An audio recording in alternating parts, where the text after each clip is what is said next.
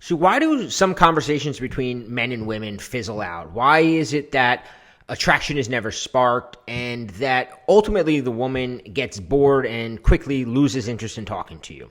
That's what I'm going to talk about in today's video. See, today's video is a little different. It's something a little special. I was recently a guest speaker for the Complete Man Summit, and I did an entire presentation on conversation skills and conversation tactics. And this video here is part of that presentation where I'm going to be discussing the biggest conversation killers, the biggest things that you can do that actually hurt your chances in a conversation. A lot of times you don't realize these are mistakes, or a lot of times they're so habits that you've been doing so long that you really got to recognize them. So if you found that your conversations aren't really going the way you want them to go, watch this right now. So tell me a little bit about why conversational skills like this are so important. Well, I always tell guys there's some things in the world that you can fake, right? You can fake self-confidence in a lot of ways. You can dress yourself up better to look good and kind of, change a lot of things physically to give yourself a better first impression. But ultimately, the minute you start talking, the facade crumbles. If you can't talk, if you can't engage a woman, or in a business scenario, if you can't engage a client, it becomes immediately apparent, right? You can't fake it. I tried to fake it. It's impossible to fake. Like, people know right away, either you can talk or you can't. And especially in the world of dating, you have to be able to hold a conversation that allows you to get to know a woman, allows her to feel chemistry towards you, allows her to feel attraction towards you. And if you can't talk, or if you fall into a lot of the mistakes that we can discuss here, some of the mistakes when you try to compensate for the fact that you don't know how to flirt or you don't know how to create attraction through conversation. A lot of guys do what I did and get into that nice guy mode where they overcompensate for this by just trying to be nice to the other person. And when you do that, you're essentially lowering your value. I always say that the person who's trying harder actually has less value in the situation. And when you don't know how to talk, you tend to have less value naturally. And you've noticed this, right? But when we look back, the guys in high school, the guys for as long as you've known, the guys that really rise up to the top socially and specifically with women always tend to be the good talkers, right? So I think it's a skill that's worth learning. Yeah, no, I agree. I mean, that communication, the ability to talk, whole conversation, really anywhere in your life as a man, if you can have that higher value and really command the conversation, you have a tremendous advantage. So before we get into these, you have 7 techniques that you're going to teach us today. But before we get into that, I want to go back. You said there's a lot of mistakes that guys make. And I know I've made tons of them. So I want you to kind of lay that out for us. You mentioned the nice guy thing, but I'm sure there's a ton of mistakes that we're all making in conversation that we can kind of stop right now. Sure. The first common mistake that I think a lot of guys make is going into what I refer to as interview mode. And that's where you meet a woman, whether you're on a date with her or maybe you're out at a social event, right? You're at a networking event or a party or something, and you start having a conversation with her. And the default mindset that a lot of guys fall into is interview mode, right? And that's where you just kind of have a list of questions that are socially appropriate in your mind, right? How do you know so-and-so from here? Do you live around here? Where did you grow up? Do you have any brothers or sisters? What do you do for fun, right?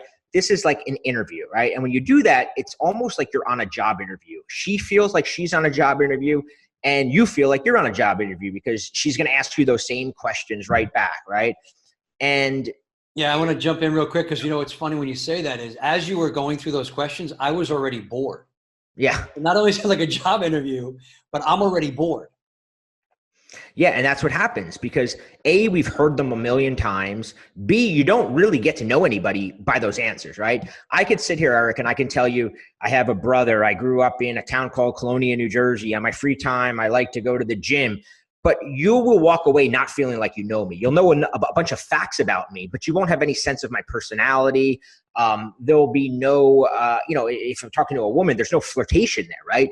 The spark of attraction is flirtation. It's expressing your personality and her expressing her personality. And when you're in interview mode, neither one of you are expressing your personality. You're just recounting facts, and it's boring, right? So that's one of the biggest things, right? And a simple tip to avoid interview mode, and this isn't one of the tactics we're going to talk about, but one of the things I always tell students of mine is just switch from asking a question to making a statement, right? So if I was going to say to a woman, where did you grow up, or where are you from? Instead, I would say, I'm in the New York area, right? I would go, you're not from around here, right? You're totally not a New York girl. And now she's going to go, what do you mean? Why not? Why do you say that? And then I can tell her, oh, because you, whatever I notice about her. Now, the same information got across, but it was done in a way that allowed us both to express a little bit more of our personality, right? By just simply turning a question into a statement. One of the things I would always say to women, and if I was out in New York, I'd always go, you're totally a tourist, right?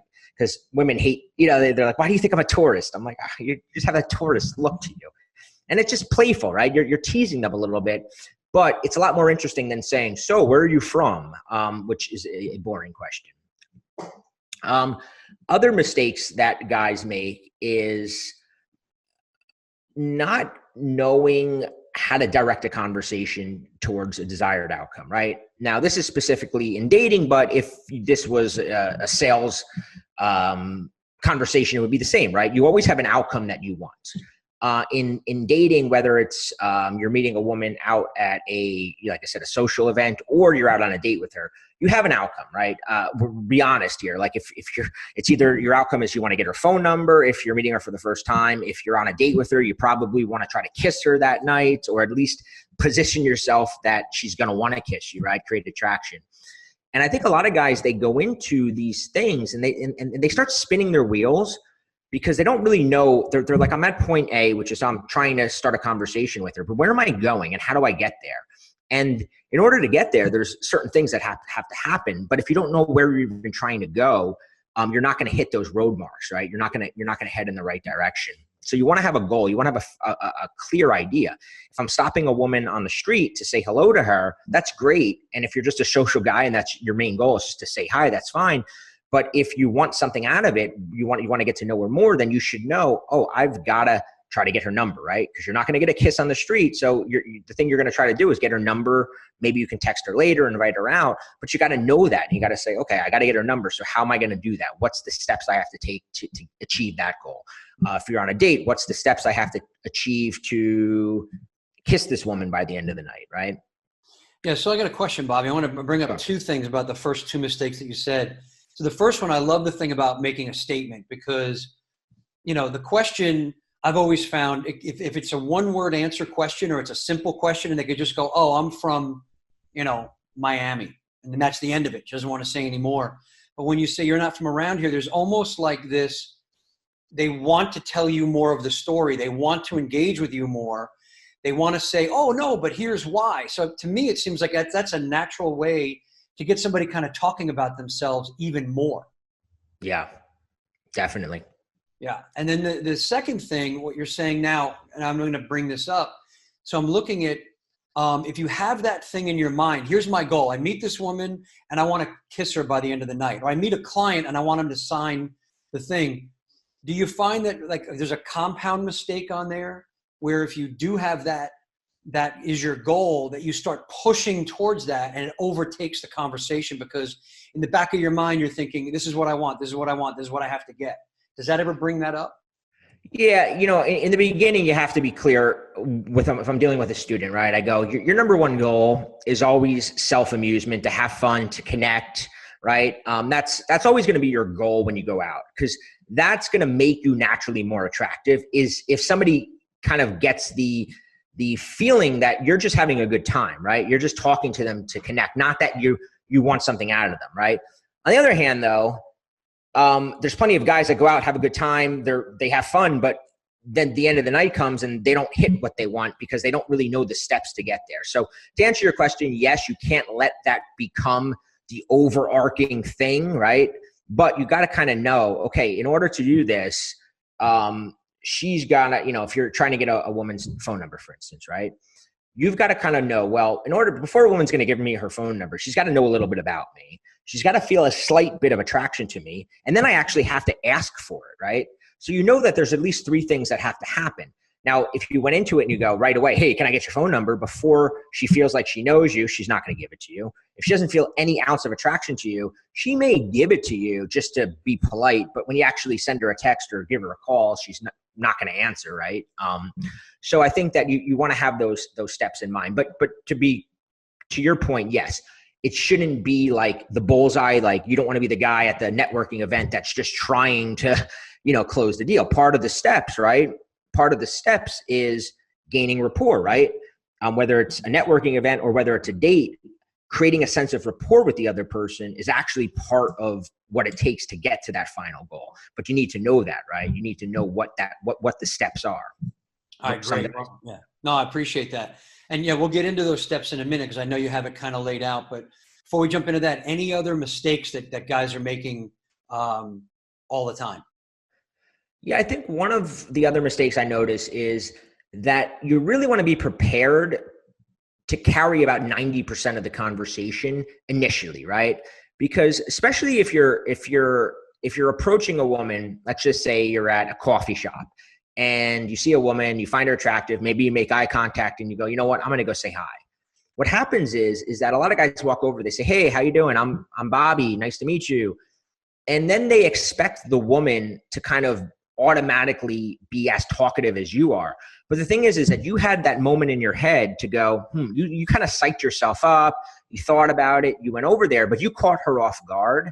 And you need to be prepared for that, right? That as the guy approaching a woman, she's not ready. It's kind of like if I would say if you're in an elevator sometimes and like you're sitting there in your own head and then somebody says, hey, how's your day going? And you're kind of shocked and you don't really know what to say to them because you were in your own head. And that's how women feel a lot of times when you're approaching them. Same thing on a date. And this is kind of goes what you were saying before with like the questions, right? Making a statement allows some conversation to naturally flow. It's the same thing when you give information, right? So if you talk more, the more you give, the more she's going to give. So if you say something like, yeah, I like, just say you do go into interview mode because sometimes you can't help it. Sometimes the woman will actually ask you questions because she doesn't know any better, right? And maybe she'll go, do you have any brothers or sisters? And you got to go, I have a brother and it's so funny. I was at his house the other day and he's got this niece and, she did the cutest thing, right? Whatever you do. Because now you're talking more, you're opening more threads of conversation. And now she can go, oh my God, I have a niece too. Or like, now you're not just stuck on, oh, you have a brother. Cool. I have a sister. Oh, and then moving to the next topic. So the more you put out there, it's like kind of like, fishing lines, right? Or bait or whatever you want to call it. The more you're putting out there, the more she has more direction she can take the conversation. So you want to be prepared for that. You want to talk more. And this isn't an excuse to sort of be one of those guys that just doesn't shut up and talks and doesn't, but it's just be willing. If you sense that she's not comfortable, open up a little bit more to get her opening up more. Beautiful. Yeah, I can see that. And so, and it's funny because I know from my own experience, and I know from friends of mine, that if the woman doesn't talk a whole lot, in your head, you start going, well, she doesn't like me. She's not interested. She's not playing back with me. So I think that's a great tip that if you have to do most of the heavy lifting, especially the beginning, and know that going into it, it'll stop that internal conversation of like, why isn't she talking? Great point. Yeah, because a lot of guys you don't know, right? A lot of times that's probably one of the biggest dilemmas we face as guys, whether it's a date or whether it's somebody that we're meeting out, is that you don't really know. We can look for signs. Is she interested? Is she not? But in reality, is we don't know. And you don't want to give up too soon, right? Because that's what happens a lot of times, and that's why sort of like why I said you want to have a goal, and you also want to be prepared to carry a conversation for a little bit, because attraction isn't black or white. Guys want to believe that when they approach a woman, either she immediately likes you or she immediately doesn't like you. But that's not the case, right? Most of the time when you approach a woman, she's kind of on the fence about you, right? She may, you may luck out and you're totally physically your type, or you may be out of luck and you're totally not her type. But most of the time you're in the gray area, right? She looks at you, she's like, oh, this guy's interesting, but she doesn't have a strong opinion. You've got to plow through that gray area, right? You got to be comfortable in that gray area to go, hey, this woman might not be attracted to me yet, but she just doesn't know me yet. I have to express enough of my personality long enough, and she will eventually come around, right? Instead of most guys, they go, I want the magic pickup line that will make her attracted to me in the first minute of talking to her. Well, that's not going to happen. But if you can rope her into talking to you longer, the more you do express your personality, your attractive traits around her, the more likely you move from that gray area of her not really being sure or having a strong opinion of you to her start feeling, oh, this guy is fun to talk to. Oh, I do feel a little tension here, and that's ultimately what attraction is tension, right? It's that tension of, oh, what's going on here? All right, guys, if you want access to the entire 2-hour class that I did on conversation, where I got deep into some of my favorite tactics and ways to improve your flirting and your connecting with women, then Eric is giving away the entire summit completely free. There's actually 30 other speakers that are going to be speaking there, mentors, experts who will be talking about every different area of your life. And the entire summit is completely free for a limited time. So there's a link below where you can get access. You'll get my entire class as well as 30 other classes. And like I said, they're all completely free.